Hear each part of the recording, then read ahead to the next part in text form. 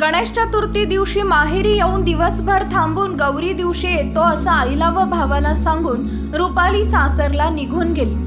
दरम्यान तिला ताप आला आणि त्यानंतर जे काही घडलं ते प्रत्येकाचं मन हेलावून टाकणारच होतं।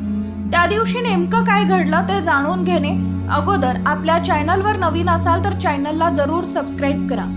याबाबत माहिती अशी की आमजाई वरवडे तालुका राधानगरी येथील रुपाली संग्राम बळप वय वर्ष 30 हिचा गुण्या गोविंदानं संसार सुरू होता।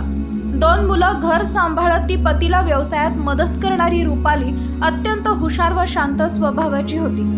शनिवारी गणेश चतुर्थी दिवशी माहेरी येऊन दिवसभर थांबून गौरी दिवशी येते असं आईला व भावाला सांगून सासरला निघून गेली। दरम्यान रविवारी सकाळी तिला ताप आला।